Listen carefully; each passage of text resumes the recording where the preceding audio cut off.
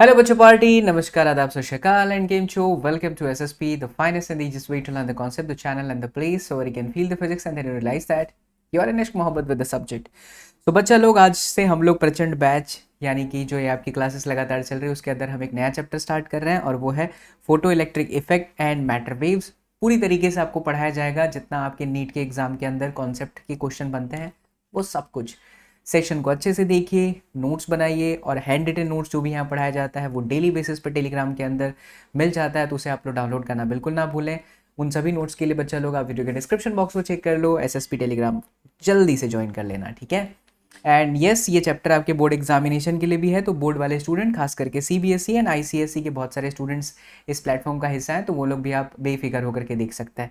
Mainly बात करें प्रचंड बैच नीट के लिए है, तो नीट में 1 से 2 सवाल बनते हैं और बच्चों जो मैं यहाँ पे आपको पढ़ाऊँ उसी से क्वेश्चन बनेगा, ये मैं गारंटी देता हूँ। And you will be in love with physics. Marks का पीछा मत करो, एक्सेलेंस का पीछा करो, बिकॉज ये जो प्लेटफॉर्म है ना उसका थीम ही है come let's fall in love with physics. Excellence का पीछा करोगे, मार्क्स सबका पीछा करते करते खुद ही आ जाएगा।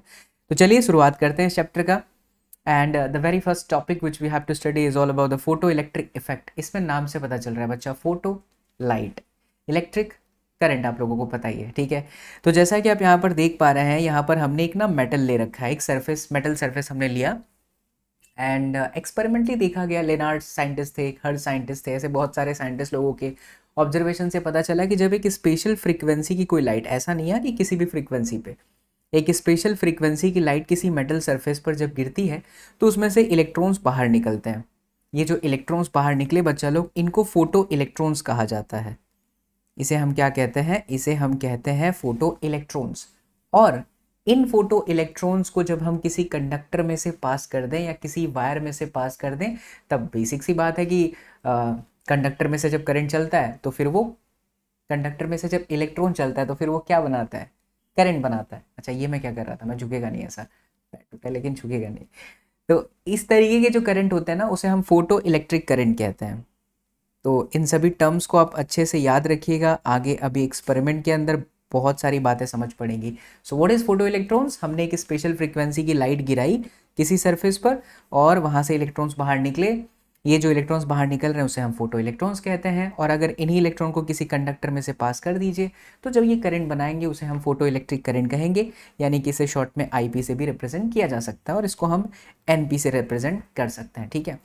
अब यहाँ पर एक बहुत ही प्यारा सा सवाल आता है और मैं चाहूँगा कि आप वीडियो को रोक करके इस क्वेश्चन का आंसर कमेंट सेक्शन के अंदर जोड़ देना। सवाल क्या है बच्चों, उसे बहुत ध्यान से सुनिए। सवाल ये है मेरा, जस्ट अ सेकेंड, हाँ ऑडियो चेक करा था। सवाल ये है मेरा बच्चा लोग कि क्या ये ज़रूरी है कि बस हमने एक इस लाइट गिरा दिया और इलेक्ट्रॉन्स बाहर निकलने लगे, या कि स्पेशल फ्रीक्वेंसी चाहिए? करेक्ट आंसर करिए कमेंट सेक्शन के अंदर। लाइव सेशन होता तो मैं आप लोगों से सवाल पूछा, चैट सेक्शन के अंदर देखता है, इसलिए मैं कहता हूँ कि आंसर करो कमेंट सेक्शन के अंदर।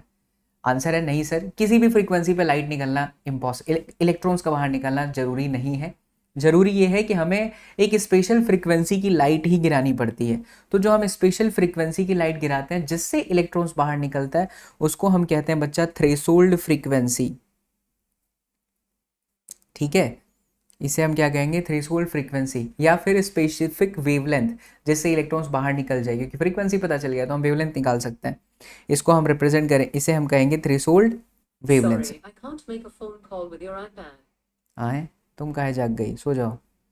अरे सिरी भी कभी कभी परेशान कर लेती है। हाँ सो जाओ, सिरी को कैसे बंद करूँ? यस बच्चा, so now we know that threshold frequency and threshold wavelength. Now apart from this there is also a specific golden key point, you can say that. अच्छा, ये भी है कि ये इलेक्ट्रॉन्स ऐसा तो है नहीं कि यहाँ से फ्रीक्वेंसी आया निकल गया, स्पेसिफिक थ्रेशोल्ड फ्रीक्वेंसी पे ही निकल रहा है, थ्रेशोल्ड वेवलेंथ पे ही निकल रहा है। मतलब ये बच्चा कि इस इलेक्ट्रॉन को बाहर निकालने के लिए हमें एक मिनिमम एनर्जी की जरूरत तो पड़ेगी, right, because frequency is something related to energy, because we know that E is equal to H F, और एच न्यू आप जिसे कहते हैं अपने एनसीईआरटी की भाषा में, और H C by lambda, which we will study अभी आगे की स्लाइड में, मैं क्वांटम थ्योरी के अंदर जा रहा हूँ। तो मेरा कहने का पॉइंट ये है, इसको फील कर लो तो कभी भी कोई भी गलती नहीं होगी। हम किसी भी मेटल से इलेक्ट्रॉन को अगर बाहर निकालना चाहते हैं तो उस इलेक्ट्रॉन को एक मिनिमम एनर्जी की ज़रूरत पड़ती है। किसे? इलेक्ट्रॉन को। सो वो जो मिनिमम एनर्जी की रिक्वायरमेंट है for that electron to come out from the surface of metal, उसी मिनिमम एनर्जी को बच्चा लोग टेक्निकली कहा जाता है वर्क फंक्शन। ठीक है, और इसको फाई नोट से रिप्रेजेंट करते हैं और इसका फॉर्मूला होता है H F naught, because it's a kind of energy is equal to H F. और ये जो एच एफ नॉट है इसी को हम लिख सकते हैं H C upon lambda not.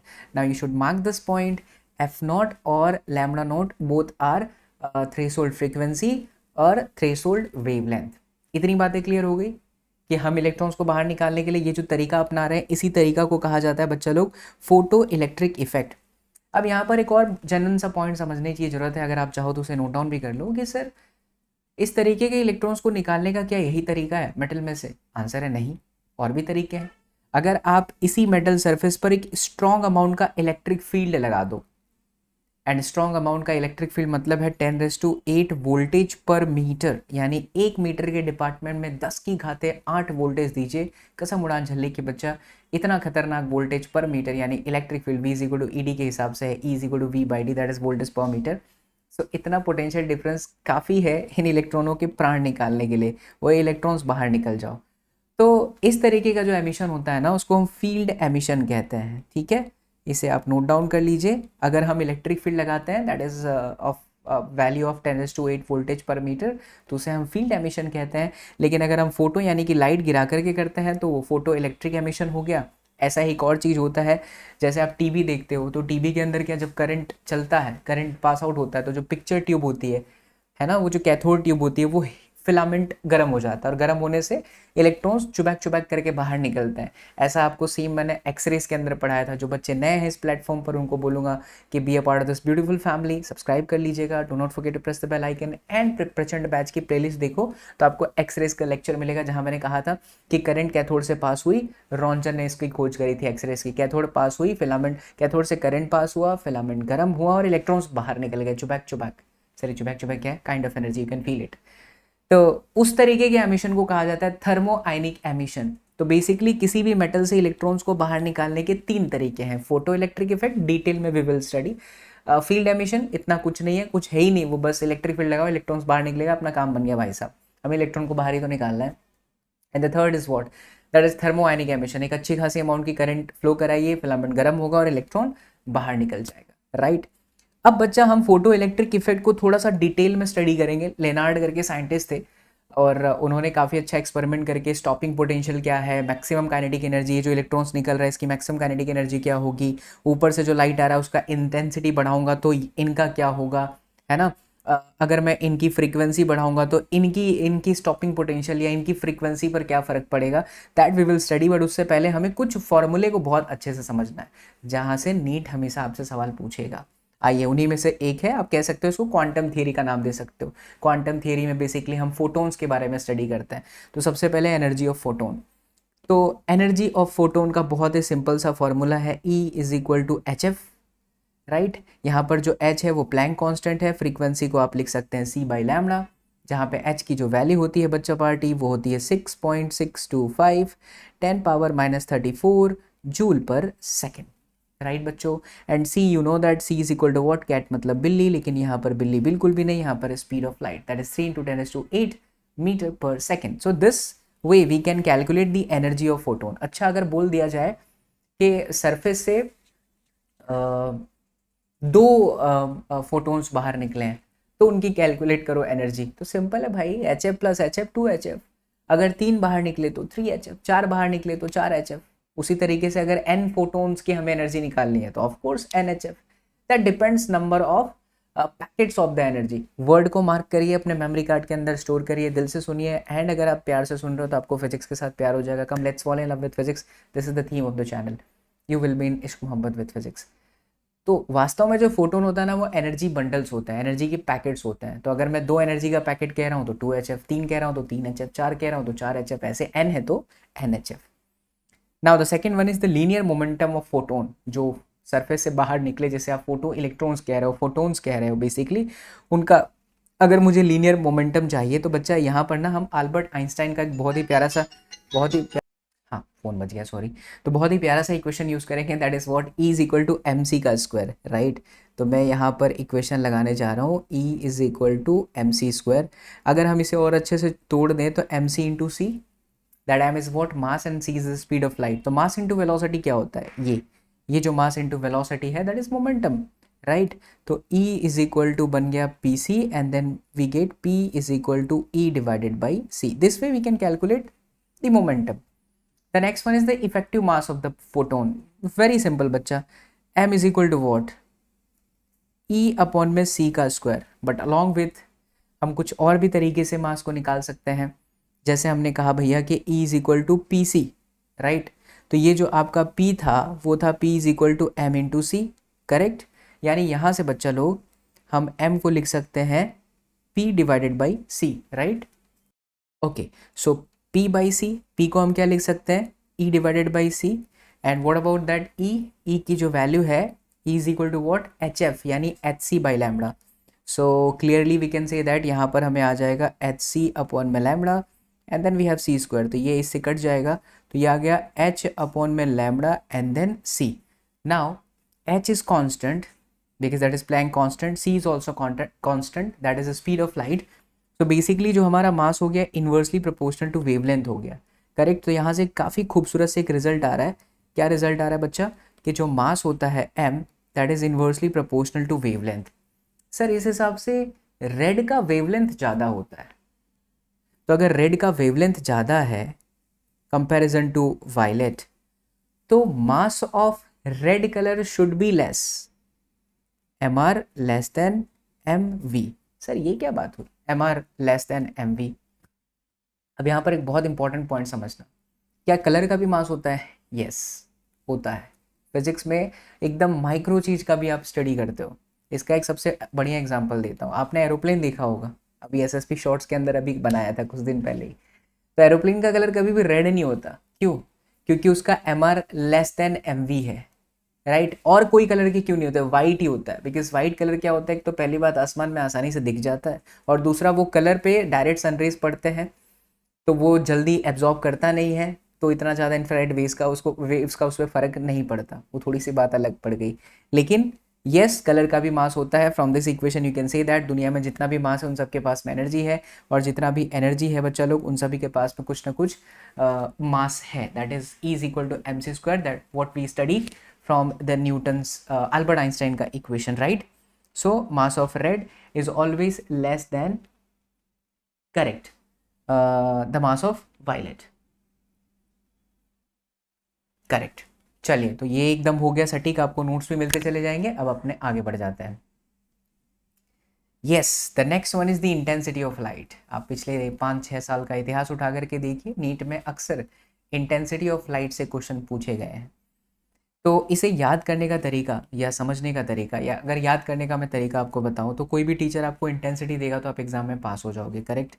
तो पास से याद आया P divided by A. Sir what is this तरीका, P by A. Now P is what, power. Power को हम क्या लिख सकते हैं, एनर्जी अपॉन में time and then we have A. अच्छा, अब यहाँ से अगर आप इसका यूनिट देखो तो एनर्जी अपॉन टाइम या पावर का वॉट पर मीटर स्क्वायर, तो इसका यूनिट हुआ वॉट पर मीटर स्क्वायर, और वॉट को हम लिख सकते हैं जूल पर सेकेंड मीटर का स्क्वायर. अब यहाँ से आप ना इसका डेफिनेशन और बहुत अच्छे तरीके से समझ सकते हो. What is the intensity of light. जैसे ये सरफेस है और यहाँ पर लाइट गिर रही है, तो इस लाइट की इंटेंसिटी को आप कैसे डिफाइन करेंगे. Intensity of light is basically the energy of photon. ये जो गिर रहा था, अभी लाइट में है क्या, फोटोन ही है ना. तो energy of photon falling on a surface having area 1 metre square in 1 second. यानी किसी सरफेस पे 1 सेकेंड में 1 मीटर स्क्वायर जितने डिपार्टमेंट में कितने फोटोन्स गिरे, उनकी जो एनर्जी है उसी को बच्चा लोग हम इंटेंसिटी कहते हैं. यू कैन सी दैट, यहाँ से मेरे को पता चल गया joule per second metre square. तो एनर्जी गिराऊंगा 1 सेकेंड में 1 मीटर स्क्वायर डिपार्टमेंट पे. चलो सर, ये एकदम फील आ गया. अच्छा, बट बच्चा अगर मान लीजिए n फोटोन इंसिडेंट हो रहा है, n फोटोन्स ऑफ लाइट है, तो हम इसी एनर्जी को, ये जो यहाँ पर आप देख रहे हैं, इसको हम कहेंगे NHF and then T and then A, correct.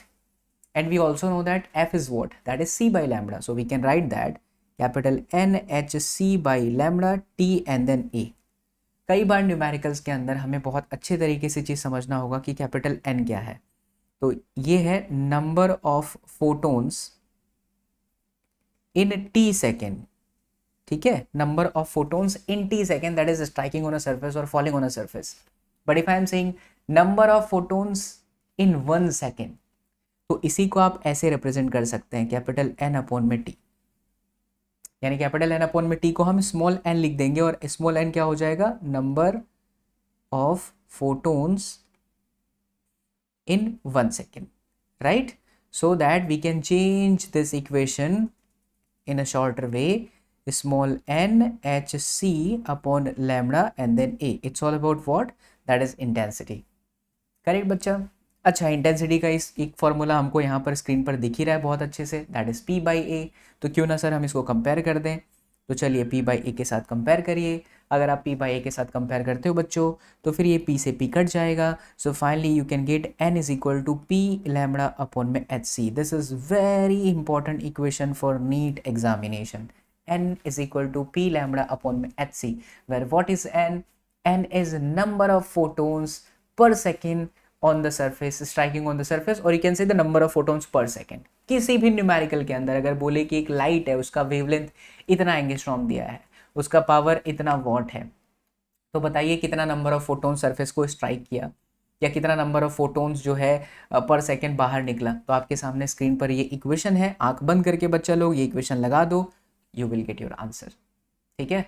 सो अगर न्यूमेरिकल नीट के अंदर आप मार्क्स फिजिक्स में 180 आउट ऑफ 180 लाना चाहते हो तो पहले सारे टर्म्स को अच्छे से समझ लो, उसके बाद उसका एक तरीका समझो कि क्वेश्चन कैसे पूछेगा। मैंने आपको बता दिया, अभी हम क्वेश्चन भी करेंगे। तो अगर आपसे पूछ रहा है कि पावर इतना है, वेवलेंथ इतना है, तो बताइए कितना number of photons per second है। This is the equation, that is P lambda divided by H C. Got my point? Very good बच्चों।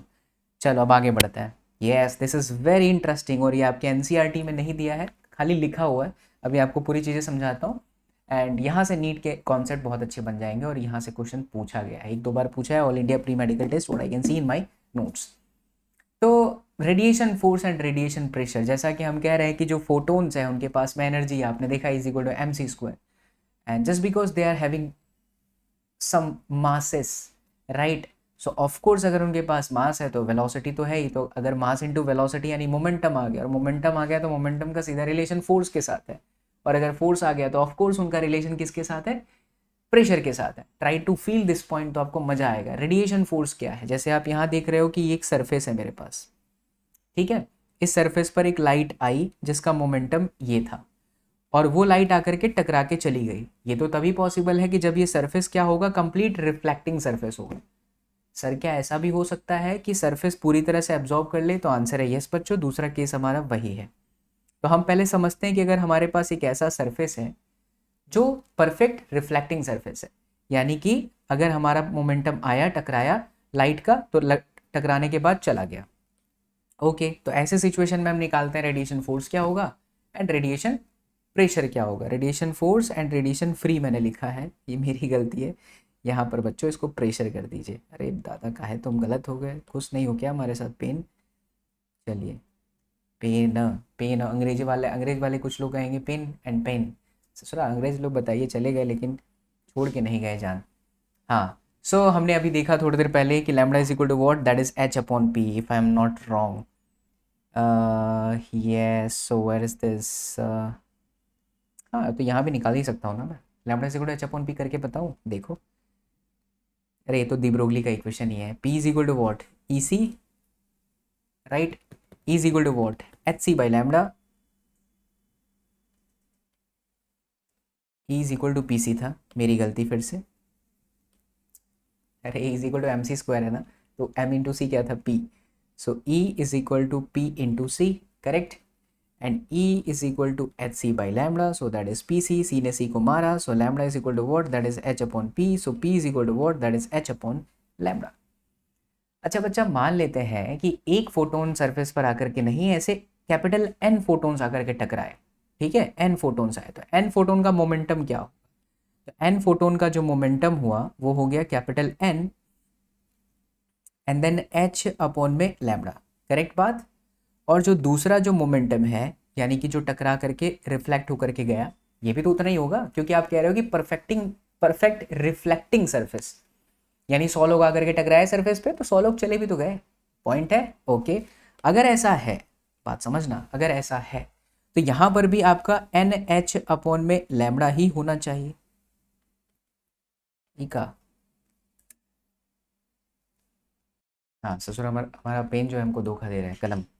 तो एन एच बाई लैम्बडा ही होना चाहिए, बात तो सत्य है, क्योंकि ऐसा तो होगा नहीं कि 100 लोग आए और परफेक्ट रिफ्लेक्टिंग है तो कुछ लोग गायब हो गए। भगवान ब्रह्मा जी ने उनको आशीर्वाद दिया था कि हे पार्टिकल देवता, तुम्हारा मोमेंटम गायब हो जाएगा जब बाबा एसएसपी की क्लास चलेगी। It's not possible, right?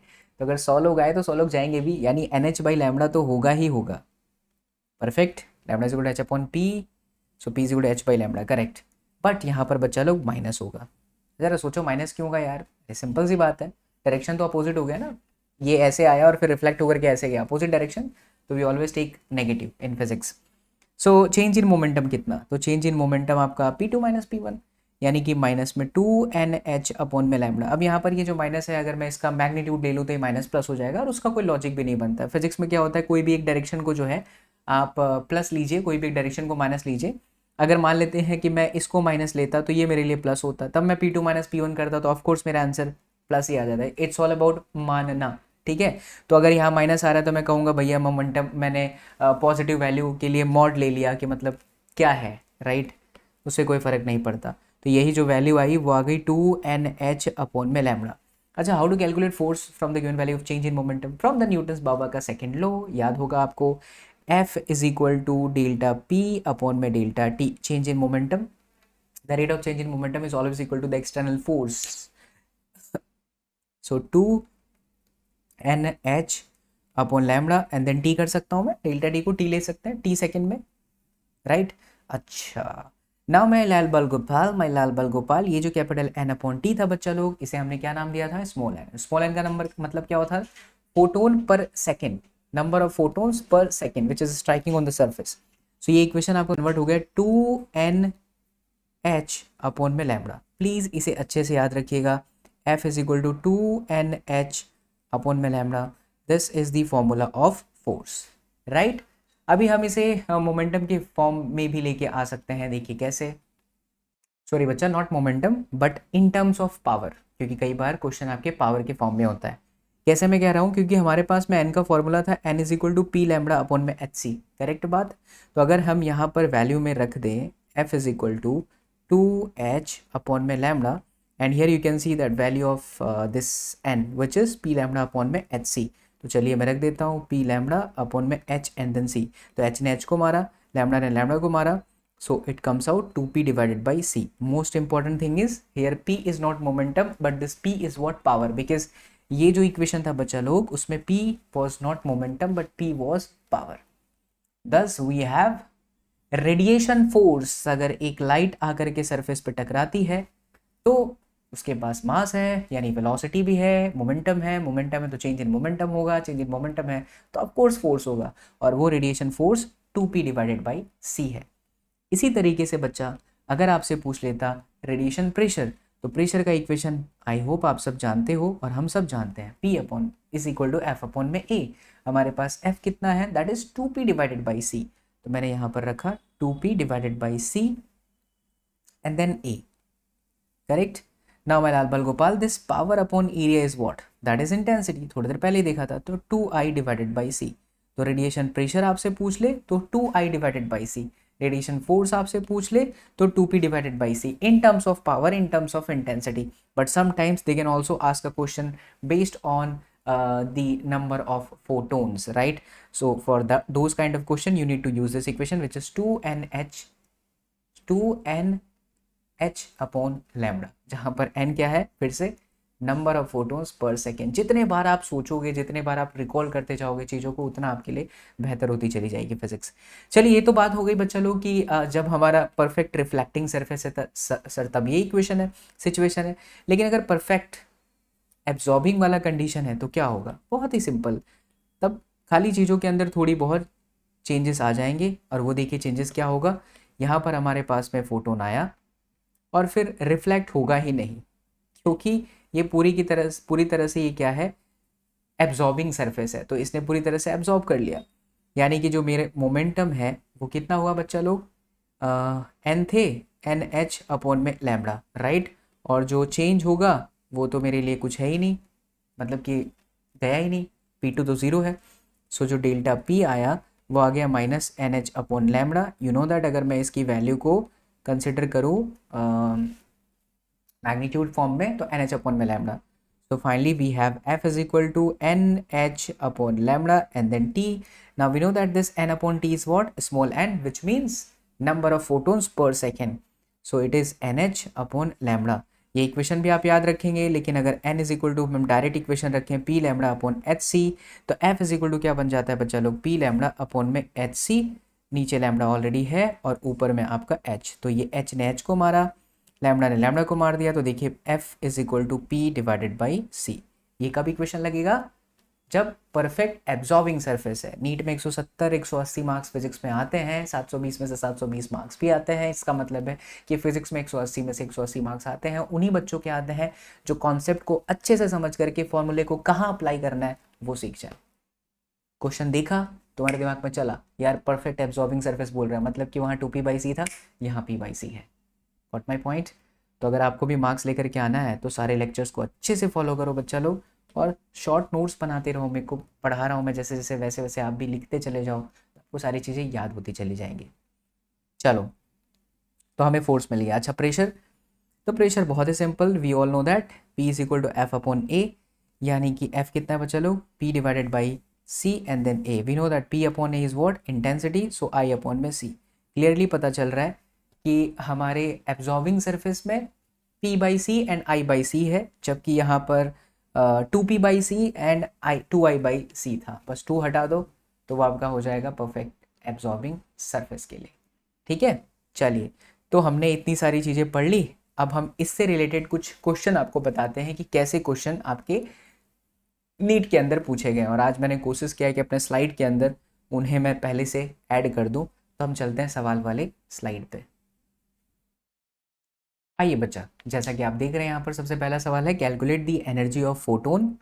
Pen चल जाओ, क्या हो गया पेन देवता तुमको? हाँ, calculate the energy of photon having 4000 angstrom in eV and in joule having wavelength होगा यहाँ पर। ठीक है, एंगस्ट्रॉम दिया है इसलिए वेवलेंथ है, प्रिंटिंग मिस्टेक है, कोई फर्क नहीं पड़ता, पता चल जाता है। तो बच्चा लोग, हमारे पास एनर्जी का इक्वेशन क्या था? सर हमारे पास एनर्जी का इक्वेशन था एच सी अपॉन में लैम्डा, बट ये आपके जूल में रहता है। अगर ये मैंने आपको एक्सरेज में ही पढ़ाया था, यहाँ वापस बता देता हूँ। अगर मुझे वेवलेंथ एंगस्ट्रॉम में दिया है और मैं एनर्जी को ईवी में चाहता हूँ, तो ये इक्वेशन डायरेक्ट आपको याद रखना चाहिए। पूरा सॉल्व और कैलकुलेट करने के बाद आता है 12400 divided by lambda. Now your answer will be in electron volt if your lambda is in angstrom, right? तो 12400 divided by the wavelength, wavelength is what? That is 4000। तो जीरो ने जीरो को मार दिया, तो 4 तिहाई 12, 4 एकम 4, 31 डिवाइडेड बाई 10 यानी कि 3.1 EV। So your electro energy is what? 3.1 EV। And if you wish to convert this energy into joule, what you have to do? Simple, 1 EV is equal to 1.6 into 10 power minus में 19 joule. यानी आपके answer को किससे multiply करिए? सीधा सीधा किससे multiply करना है बच्चा लोग? 1.6 इंटू 10⁻⁹ जूल से। अब मैंने ये बेसिक इसलिए बताया क्योंकि इस पर से जब हम अल्बर्ट आइंस्टाइन इक्वेशन के क्वेश्चन सॉल्व करेंगे तो हमारे लिए बहुत आसान बन जाएगा। ठीक है, आसान है, सब कुछ आसान है, संदीप मास्टरी सर की भाषा में आसान है। ठीक है, ऑलराइट, चलिए, huge respect for Sandeep sir. आइए नेक्स्ट क्वेश्चन पर चलते हैं। नेक्स्ट देखिए क्या दिया है। सो बच्चा लोग, द नेक्स्ट क्वेश्चन इज, यहाँ पर मैं कलर थोड़ा ब्लैक कर लेता हूँ, right? The next question is, the power of the bulb is 60 milliwatt, right? And the wavelength of the light is 6000 angstrom. So calculate the number of photons per second emitted by the bulb. Direct equation, direct बच्चा लोग number of photons पूछ रहा है। ये मैंने आपको बता दिया था कि नंबर ऑफ फोटोन्स का फॉर्मूला हम डायरेक्ट कब लगा सकते हैं? पी लैम्डा अपॉन में एच सी गिवन है हमारे पास में, जहाँ पर पावर आप लोगों को 60 मिलीवॉट दिया है, तो 10⁻⁻3। वेवलेंथ आपका 6000 एंगस्ट्रॉम है, तो 10⁻⁻10 कर दीजिए, बिकॉज नंबर बोला इसलिए हमें सब चीज़ चेंज करना पड़ेगा। एंड देन एच और सी की वैल्यू आप रख दो, 6.625 10⁻34 एंड सी 3 इंटू 10⁸8। इसको सॉल्व कर लीजिए, you will get your answer. That's all. Clear है? मज़ा आ रहा है बच्चा लोग? तो प्लीज़ कमेंट कर देना कि एसएसवी सर बड़ा मज़ा आया क्लास के अंदर। नेक्स्ट चलते हैं। देखिए, अब इस क्वेश्चन के अंदर क्या कह रहा है? The energy flux of sunlight reaching on earth surface is this 1.38 into 10⁻³ what पर मीटर का स्क्वायर। माय स्टूडेंट, यहाँ पर वॉट पर मीटर स्क्वायर से एक चीज़ हमें चमका कि हमें इंटेंसिटी दे रखी है विच इज़ 1.38 इंटू 10⁻³ वॉट पर मीटर का स्क्वायर। नीट में हमें पता हो जाएगा तुरंत के तुरंत, तो हम ऐसे लिखेंगे नहीं इंटेंसिटी, टाइम जाएगा, save your time, 30 to 40 second should be enough for one question. Now they are asking how many photons per square meter are incident on the earth per second, and assume that photon in the sunlight have an average length of 500 nanometer. अब again आपसे वो यहाँ पर n ही पूछ रहा है, small n ही पूछ रहा है, एंड वेवलेंथ दे रखा है, राइट। तो इंटेंसिटी का जो इक्वेशन था वो आपका क्या था बच्चा लोग, NHF अपॉन E अपॉन में A, राइट। तो ये इक्वेशन हो गया NHF अपॉन में, कैसे मैंने कहा I is equal to E/T, T तो हट जाएगा because capital N upon T वही स्मॉल n बन गया, एंड दैट HF अपॉन में A. So I can change this frequency C by lambda and then area. अच्छा, क्वेश्चन के अंदर ही देखिए बोल रहा है पर सेकेंड, यानी n तो मुझे चाहिए, so n is equal to I lambda A upon में H एंड देन C। प्यारे बच्चा पार्टी, इंटेंसिटी आपके पास में गिवन है, राइट, लैम्बडा आपके क्वेश्चन में गिवन है, राइट, एरिया आप क्या लेंगे 1 मीटर स्क्वायर, कैसे मैं कह रहा हूँ, खुद ही बोल रहा है क्वेश्चन के अंदर, ये देखो पर स्क्वायर मीटर एक हुआ ना, और H आपको पता है, C आपको पता है, बस कुपाच करके रख दीजिए, you will get your answer. And please calculation आपको करना ही है, करना ही पड़ेगा, छोड़ो मत। अगर आप लेक्चर्स को बहुत अच्छे से फॉलो कर रहे हो तो you need to solve this question, and आपका जो आंसर आता है कमेंट में बता दो, ठीक है, पक्का, डन। चलो नेक्स्ट क्वेश्चन पर चलते हैं। Yes, this is an amazing problem. सवाल देखिए क्या बोल रहा है, यहाँ पर सवाल में कह रहा है बच्चा लोग कि how many photons of wavelength must strike a total reflecting screen, reflecting surface आ गया, per second at normal incidence so as to exert a force of 1 newton. तुरंत दिमाग में चलना चाहिए, आपसे n पूछा है, राइट, और हमें क्या चाहिए, कितने फोटोन्स, हाँ वही वही n पूछा है, और हमें दिया क्या है, हमें दिया फोर्स दे रखा है। तो f का जो फॉर्मूला था वो था 2p डिवाइडेड बाई c, और दूसरा एक इक्वेशन था बच्चा f is equal to 2nh lambda upon में c। याद आया, तभी तो हमने n की जगह पर क्या लिखा था, p लैम्बडा अपॉन में c, तो कट करके यही आ जाएगा 2nh अपॉन में लैम्बडा इंटू c। यस बच्चा, sorry, 2nh divided by lambda, correct. Now you have force, you have wavelength, h is constant, 2 is constant already, you can find out n easily. These kind of question NEET ask. Trust में NEET के अंदर marks लाना बहुत आसान होता है, बस it's all about आप सही गाइडेंस के साथ किसी एक टीचर के को पकड़ लीजिए, प्यार करने लग जाओगे आप फिजिक्स के साथ, जहाँ से समझ में आ रहा है, मज़ा आना चाहिए बस, and this is the platform where you can feel the physics, trust me you will build love with physics, ठीक है। तो चलो ये हो गया, नेक्स्ट पर बढ़ते हैं। अब ये वाले क्वेश्चन को करने के लिए हमें लेक्चर को आगे कंटिन्यू करना पड़ेगा, आगे समझते हैं ये पहले टॉपिक, उसके बाद हम पढ़ते हैं। चलिए मैं स्लाइड पर चलता हूँ वापस। यस मेरे प्यारे बच्चा पार्टी, अब हम सीखते हैं सॉरी टंग स्लिप हुआ, सीखते हैं लेनार्ड का एक्सपेरिमेंट, जो कि अभी हमने देखा डीप में, थोड़ा सा देखे कि फोटो इलेक्ट्रिक इफेक्ट बेसिकली क्या है, कि एक अच्छी खासी फ्रीक्वेंसी की लाइट, जिसे हम थ्रेशोल्ड फ्रीक्वेंसी कहते हैं, एक सरफेस पर गिरती है, तो भाई फोटो इलेक्ट्रॉन्स यानी कि इलेक्ट्रॉन बाहर आता है, जिसे हमने फोटो इलेक्ट्रॉन कहा, और फिर उसी से करंट बनता है, जिसे हम फोटो इलेक्ट्रिक करंट कह रहे हैं। अब एक्सपेरिमेंट के दौरान कि अगर ऊपर से जो लाइट गिराई जा रही है, ये वाली जो लाइट गिराई जा रही है, इसका मैं इंटेंसिटी चेंज करूँ तो इनके एनर्जी पे क्या फ़र्क पड़ा, राइट, या इन ये जब चल रहे हैं तो इनसे बनने वाली करंट पर क्या फ़र्क पड़ा, और अगर मैं इनकी फ्रीक्वेंसी को चेंज करूँ तो ये जो इलेक्ट्रॉन्स बाहर निकले हैं इनकी एनर्जी पे क्या फ़र्क पड़ा, या फिर इनसे बनने वाले करंट पर क्या फ़र्क पड़ा, वो एक एक्सपेरिमेंट करके रिजल्ट लाया गया, रिजल्ट से ग्राफ प्लॉट हुआ, उसी ग्राफ से क्वेश्चन पूछे जाते हैं आपको, और एक इक्वेशन बना, उसी इक्वेशन से क्वेश्चन बनते हैं आपके नीट के अंदर। ट्रस्ट में बच्चों, प्यार हो जाएगा आपको इस टॉपिक के साथ, कभी भी आप गलती नहीं करोगे, ध्यान से सुनना। यहाँ पर एक चैम्बर आप लोगों को दिखाई दे रहा है, छोटा सा सेटअप है, ऐसे बहुत बड़ा सेटअप होता है अच्छा खासा, बट एक सिस्टमेटिक व्यू दिया गया है। यहाँ पर एक कैथोड है, यहाँ पर एक एनोड टर्मिनल है, एनोड बेसिकली पॉजिटिव और ये आपका नेगेटिव होता है, लेकिन इस सिचुएशन में ये जो एनोड है वो कनेक्ट हुआ है गैल्वेनोमीटर के साथ, और यहाँ पर ना एक AC सोर्स लगा देते हैं और सर्किट को ऐसे करके कंप्लीट करते हैं। ये बेसिकली एसी सोर्स है, मतलब थोड़े समय के बाद में जो इसका टर्मिनल प्लस है वो माइनस हो जाएगा, जो पहले माइनस था तो फिर वो क्या हो जाएगा, प्लस हो जाएगा, मतलब टर्मिनेट कर रहे हो आप लगातार। ऐसा इसलिए भी क्योंकि यहाँ पर एक एक्सपेरिमेंट है, एंड फिजिक्स में जब भी एक्सपेरिमेंट किया जाता है तो हर एक चीज़ को ऊपर नीचे देखा जाता है कि भाई पॉजिटिव दे रहा हूँ तो क्या सिचुएशन आई, नेगेटिव दे रहा हूँ तो क्या सिचुएशन आया, पॉजिटिव बढ़ा रहा हूँ तो क्या हुआ, नेगेटिव बढ़ा रहा हूँ तो क्या इम्पैक्ट हुआ। ठीक है बच्चा, तो अब जैसा कि आप जानते हो कि फोटो इलेक्ट्रिक इफेक्ट में यहाँ से एक अच्छी खासी लाइट, थ्रेशोल्ड फ्रीक्वेंसी वाली लाइट जब इस प्लेट पर गिरती है तो इलेक्ट्रॉन्स बाहर निकलते हैं, करेक्ट। अच्छा, जैसे ही ये इलेक्ट्रॉन्स बाहर निकले हम शुरू में मानते हैं कि यहाँ पर पोटेंशियल जो दिया गया है अप्लाइड पोटेंशियल वो प्लस है। अगर ये प्लस है तो मतलब ये प्लस है, तो इलेक्ट्रॉन जाहिर सी बात है अट्रैक्ट हो जाएंगे, खुश हो जाएंगे सबके सब कि चलो सामने हमारा घर है।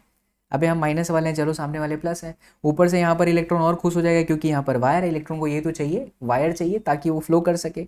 अच्छा, जब ये फ्लो करेगा तो ये गैल्वेनोमीटर बोलेगा उई, इसका मतलब है कि मैं डिफ्लेक्ट हो जाऊंगा। डिफ्लेक्ट होने का मतलब है, कैलोरीमीटर डिफ्लेक्ट कर रहा है, इसका क्या मतलब है कि सर्किट के अंदर प्रेजेंस है किसकी, करंट की। तो लाइट गिरा, इलेक्ट्रॉन्स बाहर निकले, एनोड पॉजिटिव है और करंट बना, ऐसे करंट को हमने फोटो इलेक्ट्रिक करंट नाम दे दिया।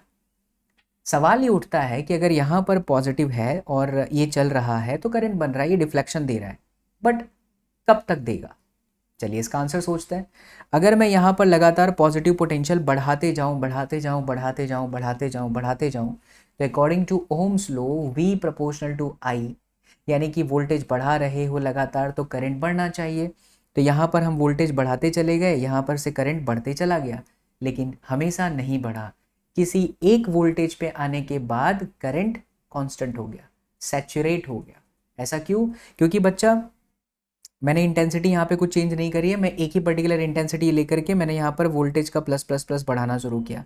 तो जितना यहाँ से इलेक्ट्रॉन निकल सकते हैं, सपोज एग्जांपल के तौर पे 100 इलेक्ट्रॉन्स बाहर निकले, तो वो 100 इलेक्ट्रॉन मिलकर के 100 एम्पीयर की करंट बना रहा है।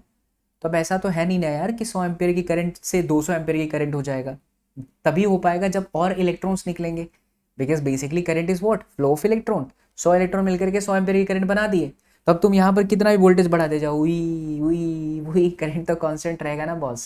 अगर यही होता कि मैं कोई भी एक प्लेट लेकर के उस पर एक लाइट गिरा करके करंट लाइफ टाइम तक बढ़ाते रहता तो बिजली इतनी खर्चे आती ही नहीं, सरकार के भी बल्ले बल्ले होते और मोदी सरकार फिर से आ जाते। लेकिन ऐसा नहीं होगा। एक एग्जाम्पल दे रहा हूँ, किसी का विरोध नहीं कर रहा हूँ। So it is not possible. तो क्या सिचुएशन समझ में आया कि वोल्टेज हम यहाँ बढ़ा रहे थे पॉजिटिव, तो यहाँ से करंट लगातार बढ़ रहा था, लेकिन एक बढ़ते बढ़ते बढ़ते बढ़ते करंट सैचुरेट हो गया, उसके बाद फिर करंट नहीं बढ़ा। तो चलिए इसको थोड़ा सा ग्राफ में समझ लेते हैं। अगर हम यहाँ पर ग्राफ बनाएं किसका, एक इंटेंसिटी ऑफ लाइट का वर्सेस पोटेंशियल का जो हम अप्लाई कर रहे हैं, तो हमें ग्राफ ऐसा मिला कि भैया नेगेटिव वैल्यू से शुरू करके चलते हैं, तो करंट बढ़ा बढ़ा बढ़ा बढ़ा बढ़ा, उसके बाद ये कांस्टेंट हो गया। ये वाला जो आप देख रहे हैं ये है आपका IS, यानी कि सैचुरेटेड करंट, राइट। ये है आपका सैचुरेटेड करंट। चलिए हम यहाँ जादू भी दिखा देते हैं, पढ़ाते पढ़ाते जादू भी दिखा सकते हैं। जादू का मतलब होता है डायग्राम को थोड़ा अंदर खींच लें ताकि आपको दिखाई दे। यस, जादू हो गया। क्लियर कट बात बच्चा, ठीक है। अच्छा, यही चीज़ तो हमें समझ में आ गई सर, बढ़िया से।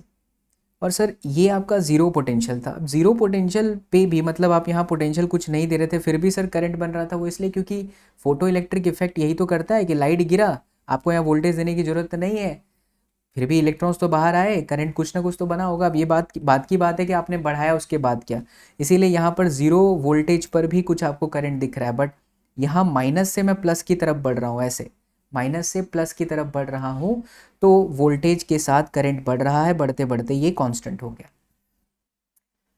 अब अगर हमारा करंट कांस्टेंट हो गया तो साइंटिस्ट लोगों का दिमाग चमका कि यार अब पॉजिटिव बढ़ाने से कोई फायदा तो है नहीं, अब नेगेटिव दे करके देखते हैं। साइंटिस्ट लोगों को बहुत चुल होती है हमेशा, तो साइंटिस्ट लोगों ने क्या करा बच्चा लोग, यहाँ पर नेगेटिव पोटेंशियल दे दिया। अल्टरनेट है ही, आपका अल्टरनेट सोर्स था, AC सोर्स। तो जब यहाँ माइनस हुआ तो ऑफकोर्स माइनस यहाँ पे भी है, अब ये माइनस और ये माइनस के बीच में रिपेल होगा क्योंकि इलेक्ट्रॉन माइनस की तरफ तो जाएगा नहीं।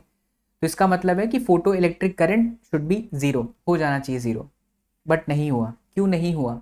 इंस्टेंटली जीरो नहीं हुआ। क्यों नहीं हुआ? क्योंकि ये जो इलेक्ट्रॉन्स बाहर निकले हैं इनमें से कुछ इलेक्ट्रॉन्स ऐसे होंगे जो कि एटम के न्यूक्लियस के बहुत पास वाले ऑर्बिट से बाहर निकले होंगे, और वो ऑफ कोर्स बहुत एनर्जेटिक होते हैं। ऐसे इलेक्ट्रॉन को मैं साइको इलेक्ट्रॉन कहता हूँ, मैक्सिमम एनर्जेटिक इलेक्ट्रॉन्स। हाँ, अब इसमें से जैसे मान लीजिए कि 9 इलेक्ट्रॉन दिख रहे हैं, उसमें से ये 3 मैक्सिमम एनर्जेटिक हैं और ये मैक्सिमम एनर्जेटिक नहीं है, जो लास्ट ऑर्बिट से बाहर निकले हैं, तो ये बेचारे तो रुक जाएंगे। लेकिन अभी भी ये 3 तो है, मैं चलूंगा भाई, तू भले सामने नेगेटिव है, तू कोई भी है, मैं बाप हूँ, मैं तो चलूंगा। इसीलिए तुरंत नेगेटिव देने पर करंट जीरो नहीं हुआ। देखिए तुरंत ये जीरो से लेकर यहाँ तक नेगेटिव ही तो है, लेकिन तुरंत करंट जीरो नहीं हुआ, वो एक स्पेशल नेगेटिव पे ही जीरो हुआ है। मतलब कि अब अगर मैं नेगेटिव पोटेंशियल की वैल्यू लगातार बढ़ाते चला जाऊं, तो एक चांस ऐसा भी होगा कि जो मैक्स टू मैक्स एनर्जेटिक वाले इलेक्ट्रॉन्स हैं वो भी इस नेगेटिव पोटेंशियल का सामना नहीं कर पाएंगे। तब कोई भी इलेक्ट्रॉन यहां से पास नहीं होगा, तब फोटो इलेक्ट्रिक करंट हमारी जीरो हो जाएगी। राइट इसीलिए बच्चा लोग आप यहाँ देख पा रहे हो कि इस पर्टिकुलर पॉइंट पे, या हम कह सकते हैं इसके आगे एक और मैं इसे V01 से रिप्रेजेंट कर दूँ, इसे V02 कर दूँ और इसे V03 कर दूँ, मतलब बेसिकली ये सब के सब मेरे लिए नेगेटिव पोटेंशियल ही है। तो एक ऐसा पोटेंशियल, इसको चाहो तो आप नोट कर लो, एक ऐसा नेगेटिव पोटेंशियल जिस पर फोटो इलेक्ट्रॉन्स जीरो हो गए, उनकी वैल्यू जीरो हो गई, फोटो इलेक्ट्रॉन्स की करंट की वैल्यू जीरो हो गई, उसे हम स्टॉपिंग पोटेंशियल कहते हैं। क्या स्टॉपिंग पोटेंशियल के वक्त kinetic energy of electron maximum रही होगी? ऑफ कोर्स यार, अभी आप ही सोचो, इलेक्ट्रॉन आपका जो करंट है वो जीरो है, तो करंट जीरो इसका मतलब क्या है कि वहां पर इन लोगों में चलने वाले जो मैक्सिमम एनर्जेटिक इलेक्ट्रॉन थे वो भी नहीं चल पा रहे हैं, तभी तो करंट जीरो हुआ। अदरवाइज आप कह रहे हो करंट जीरो नहीं है, इसका मतलब है कि इनमें से मैक्सिमम एनर्जेटिक वाले लोग चल रहे थे, तो आपने नेगेटिव पोटेंशियल बढ़ाया, बढ़ाते बढ़ाते आप एक ऐसे पोटेंशियल पर पहुंच गए। ये भी हो सकता है, ये भी हो सकता है, डिपेंड करता है कंडीशन पे। यहाँ हमने इसको रखा है जो मैं आप स्क्रीन पे आपको दिखा रहा हूँ। तो बढ़ते बढ़ते एक ऐसा नेगेटिव पोटेंशियल आ गया जहाँ पर करंट ही ससुरा जीरो हो गया, मतलब काइनेटिक एनर्जी मैक्सिमम रही होगी इन लोगों की, साइको इलेक्ट्रॉन वालों की। तो जब स्टॉपिंग पोटेंशियल की कहानी पढ़ी जाती है तो उस वक्त हमेशा एक सिचुएशन दिया जाता है कि energy of that electron is half M we square max, और ये एनर्जी कहाँ से आई है बच्चा? ये पोटेंशियल से, राइट। और पोटेंशियल से मिलने वाली energy V is equal to W by Q, तो W is equal to Q into V. अच्छा ये इलेक्ट्रॉन है और फिर ये V0 से रिप्रेजेंट कर दो, तो ये जो half M we square max is equal to E V आया, इसे हम कहते हैं stopping potential equation. Half M we square max is equal to EV0। Clear बच्चा पार्टी? यहाँ से दो चीज़ें बहुत अच्छे से समझ लो। अगर हम पॉजिटिव पोटेंशियल बढ़ा रहे थे तो करंट बढ़ रहा था, बट कुछ टाइम के बाद करंट कांस्टेंट हो गया, क्योंकि जितने इलेक्ट्रॉन मेटल सरफेस से निकलने थे निकल गए, जितने बनाने थे करंट बना दिए, अब वो और नहीं बना रहे, तो उससे मिलने वाली जो करंट है वो सैचुरेशन करंट है। अगर मैं नेगेटिव पोटेंशियल दे रहा था तो धीरे धीरे करंट जीरो हुआ, एक झटके में जीरो नहीं हुआ। क्यों? क्योंकि इनमें कुछ लोग साइको इलेक्ट्रॉन है, एनर्जेटिक इलेक्ट्रॉन है। वो कौन होते हैं? जो ऑर्बिट में से एटम के अंदर रहे हुए न्यूक्लियस के बहुत पास वाले ऑर्बिट से बाहर निकलते हैं, वो एनर्जेटिक होते हैं, तो वो नेगेटिव का भी सामना कर लेते हैं। इसीलिए यहाँ से यहाँ तक आपका करंट जीरो नहीं हुआ, लेकिन आप नेगेटिव बढ़ाते चले गए, बढ़ाते चले गए, बढ़ाते चले गए, तो आपने देखा कि भाई एक नेगेटिव पोटेंशियल पर करंट जीरो हो गया, उसे आपने स्टॉपिंग पोटेंशियल दे दिया, और स्टॉपिंग पोटेंशियल निकालने का ये फॉर्मूला है। अब हम इस ग्राफ को दो और अच्छे तरीके से समझते हैं। अगर मैं यहाँ से आने वाली लाइट का इंटेंसिटी चेंज करूँ तो क्या होगा, और अगर मैं यहाँ से आने वाली इंसिडेंट लाइट का फ्रीक्वेंसी चेंज करूँ तो क्या होगा? आइए समझते हैं बच्चा, effect of intensity of light. Experiment करते करते, रीडिंग लेते लेते रिजल्ट ये सामने आया, ग्राफ से समझते हैं। तो ये हमारा पोटेंशियल था, स्टॉपिंग पोटेंशियल, ठीक है, this was our stopping potential, right. और ये थी बच्चा लोग हमारे पास में इंटेंसिटी। देखा ये गया कि अगर हम इंटेंसिटी लगातार बढ़ा रहे हैं, ध्यान से समझना, तो ये वाली जो प्लेट है यहाँ से इलेक्ट्रॉन्स बढ़ रहे थे, एक्सपेरिमेंटली पता चला। और अगर इलेक्ट्रॉन्स बढ़ रहे थे तो करंट भी बढ़ रहा था, क्योंकि मैंने पहले ही कहा कि करंट किस बात पर डिपेंड कर रहा है? नंबर ऑफ इलेक्ट्रॉन्स पे, number of photons which are coming out from the surface, right. तो इसका मतलब ये हुआ कि इंटेंसिटी के बढ़ने पे करंट बढ़ गया, सैचुरेटेड करंट बढ़ गया। जो सैचुरेट करंट पहले यहाँ कहीं पर था, वो सैचुरेटेड करंट यहाँ कहीं पर है, और अब वो यहाँ कहीं पर है। ये कब? जैसे मान लीजिए कि ये IS1, ये IS2, ये IS3, इंटेंसिटी के बढ़ने पर ऐसा हुआ कि IS3 greater than IS2 greater than IS1। But क्या इंटेंसिटी के बढ़ने से मैक्सिमम एनर्जी ऑफ इलेक्ट्रॉन पे कोई फर्क पड़ा? ये जो इलेक्ट्रॉन्स पैदा हुए थे, तीन लोग, इनकी जो एनर्जी हमने निकाली थी, क्या इस पर कोई फर्क पड़ा? तो आंसर है नहीं। इंटेंसिटी के बढ़ने पर हमारा फोटो इलेक्ट्रिक करंट तो जरूर बढ़ा, लेकिन इनके स्टॉपिंग पोटेंशियल पर कोई फर्क नहीं पड़ा, क्योंकि इनकी एनर्जी पर कोई फर्क नहीं पड़ा था। तो अभी भी हमको उन इलेक्ट्रॉन्स को रोकने के लिए उतनी ही नेगेटिव पोटेंशियल की रिक्वायरमेंट पड़ी जितने की पहले थी, जैसा कि आप यहाँ पर देख पा रहे हैं। सवाल ये उठता है, सर ऐसा क्यों हुआ? ये समझते हैं बच्चा। देखो, इस सरफेस से और इलेक्ट्रॉन्स निकले क्योंकि आपने यहाँ पर इंटेंसिटी बढ़ा दिया, लेकिन इंटेंसिटी का रिलेशन एनर्जी के साथ नहीं होता है। अगर मैं कहता कि मैंने यहाँ पर लाइट के कलर चेंज किए, रेड, वायलेट, ग्रीन, ब्लू, तो इसका मतलब मैंने फ्रीक्वेंसी चेंज की। अब जरा सोचो कि क्या कलर से फ्रीक्वेंसी का कोई रिलेशन है? आंसर है यस। रेड कलर का वेवलेंथ सबसे ज़्यादा होता है, उसकी फ्रीक्वेंसी सबसे कम होती है। क्या फ्रीक्वेंसी का रिलेशन एनर्जी से है? यस, पढ़ चुके हो अभी क्वांटम थ्योरी में, E is equal to HF। तो वास्तव में आपने इंटेंसिटी बढ़ाते वक्त फ्रीक्वेंसी तो बढ़ाई ही नहीं।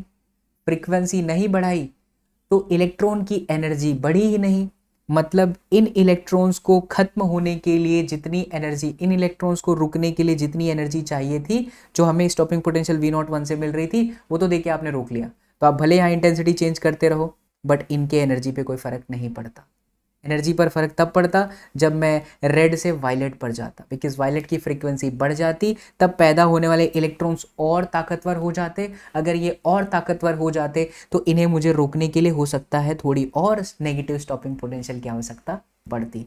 तो यहाँ से एक चीज नोट डाउन कर लीजिए, इंटेंसिटी से फ्रीक्वेंसी, इंटेंसिटी से एनर्जी ऑफ फोटो इलेक्ट्रॉन्स पर कोई फर्क नहीं पड़ता। हाँ, इंटेंसिटी से number of photons which are coming out from the surface पर जरूर फर्क पड़ता है, लेकिन फ्रीक्वेंसी पर फर्क नहीं पड़ता, जिससे स्टॉपिंग पोटेंशियल पर भी कोई फर्क नहीं पड़ता है।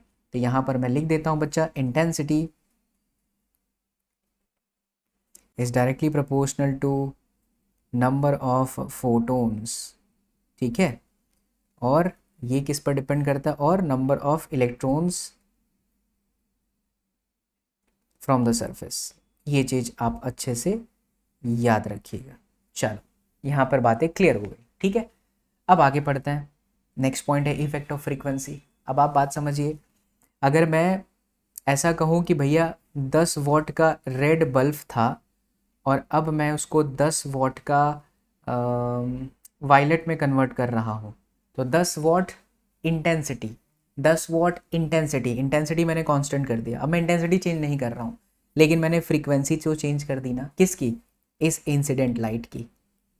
ठीक है बच्चा, तो जब हमने इंटेंसिटी को कांस्टेंट रख के फ्रीक्वेंसी को चेंज किया, इसका मतलब मैंने एनर्जी चेंज किया। तो ऑफ कोर्स अगर गिरने वाली एनर्जी जो इस सरफेस पर गिर रही है वो ज़्यादा ताकतवर है, तो ऑफ कोर्स जो इसका बच्चा होगा वो भी ताकतवर होगा, ये भी ससुरा बाहुबली होगा। और अगर ये बाहुबली होगा तो इसको मारने के लिए या इसको रोकने के लिए नेगेटिव पोटेंशियल की ज़्यादा जरूरत पड़ेगी, स्टॉपिंग पोटेंशियल की ज़्यादा जरूरत पड़ेगी। मीन्स वॉट मेरे प्यारे लाल बाल गोपाल, अगर मैं इसको ग्राफ से आपको समझाऊं तो ग्राफ से देखिए कितना सुंदर रिजल्ट सामने आता है। क्या रिजल्ट सामने आता है कि हमारा सैचुरेशन करंट तो कांस्टेंट हो गया। क्या ये बदल रहा है? नहीं। क्यों? क्योंकि हमने इंटेंसिटी तो कांस्टेंट रखी, तो सैचुरेशन कांस्टेंट है। बट अगर हम फ्रीक्वेंसी चेंज करते जा रहे हैं तो स्टॉपिंग पोटेंशियल भी चेंज होता चला जाएगा। इसका मतलब है बच्चा, frequency is directly proportional to stopping potential, या यूं कह दीजिए stopping potential is directly proportional to frequency, या यूं कह दीजिए frequency is directly proportional to stopping potential. Got my point? इन दोनों ही ग्राफ को अच्छे से देख लीजिए, बिकॉज यहाँ से क्वेश्चन बनता है। चलो, अब एक गोल्डन की पॉइंट्स आपको समझाता हूँ, जो कि अभी हमने थ्योरी में ही सारी बातें आपको कही। कि पहली जो खास बात है कि जो इंटेंसिटी है वो आप फील करो क्या है। इंटेंसिटी है, intensity of light is basically the energy of light falling on a surface having area 1 metre का स्क्वायर इन 1 सेकेंड, राइट। तो ये जो इंटेंसिटी होता है that is directly proportional to number of photons or directly proportional to number of electrons, or it is directly proportional to 1 upon d का square. Now the question is what is d? Yes बच्चा, सो मैंने आपके लिए point लिख दिया कि यहाँ पर जो बेसिकली डी है वो है distance between the source of light and the electron emitter. मतलब कि ये देखिए यहाँ पर सोर्स ऑफ लाइट है, यूवी रेज यहाँ से आ रही है, ऐसा मान लीजिए कि सोर्स ऑफ लाइट यहाँ पर है, कोई कोई लाइट यहाँ पर रखा हुआ है, और ये है आपका इलेक्ट्रॉन एमिटर। तो इसके बीच का डिस्टेंस थोड़ा सोचो, जनरल सोचो कि अगर मैं ये लाइट और इसके बीच के डिस्टेंस को कम कर दूं तो जाहिर सी बात है इस लाइट की इंटेंसिटी ज़्यादा होगी। एक टॉर्च लीजिए और अपने हाथ पर उसका प्रकाश मारिए, जितना ज़्यादा टॉर्च को पास में लाइएगा इंटेंसिटी उतनी ज़्यादा दिखेगी, लेकिन जितना दूर रखिएगा टॉर्च को इंटेंसिटी उतनी कम होगी। तो वो इक्वेशन आपको यही कह रहा है यहाँ पे कि जो इंटेंसिटी होता है वो नंबर ऑफ फोटोन्स पर डिपेंड करता है। इंटेंसिटी बढ़ रहा है, नंबर ऑफ फोटोन्स बढ़ रहा है, इंटेंसिटी बढ़ रहा है, number of electrons coming out from the surface बढ़ रहा है। बट अगर इंटेंसिटी बढ़ रहा है इसका मतलब है कि डिस्टेंस एमीटर और सोर्स ऑफ लाइट के बीच में कम है, और अगर मैं इसको ज़्यादा कर दूँ तो ये मेरा कम हो जाएगा, है ना। अच्छा, दूसरी बात कि जो फोटो इलेक्ट्रिक इफेक्ट है वो एक इंस्टेंटेनियस प्रोसेस है बच्चा। इस एक्सपेरिमेंट से यहाँ से जिस पर हम लोग वेव कंसिडर कर रहे हैं, लाइट को आया फिर बाहर निकला, तो ये जो प्रोसेस है वो इंस्टेंट प्रोसेस है। ऐसा बिल्कुल भी नहीं है कि आपने लाइट को गिराया और ये 5-10 मिनट के बाद में करंट बाहर निकल रहा है। इंस्टेंट प्रोसेस 10⁻⁹ सेकेंड में हो जाता है। There is no time lag, इसलिए यहाँ लिखा है no time lag. Time lag है ही नहीं, आया लाइट गिरा चालू, एक्सपेरिमेंट देखा आपने चालू हो गया।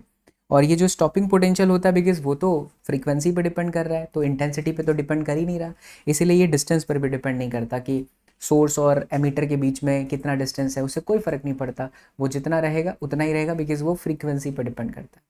अब यहाँ पर आप गोल्डन है, गोल्डन नहीं है, ठीक है, गोल्डन की पॉइंट चलता है, रामलाल लिख दूंगा, अंग्रेजी पे मत जाओ बच्चा लोग, फिजिक्स पढ़ना है अपने को। अब यहाँ पर जब आप एनसीईआरटी लाइन बाय लाइन करने जाओगे बिकॉज असर्शन रीजन से क्वेश्चन बनता है बच्चा, आई नो यहाँ से क्वेश्चन नहीं बनेगा बट फिर भी आपको कहानी के फॉर्म में सुना देता हूँ ताकि सब आपको याद हो जाए। तो यहाँ की पढ़ने के बाद ना जब हम अल्बर्ट आइंस्टाइन की इक्वेशन को समझते हैं उससे पहले हमें फेलियर पढ़ना पड़ता है।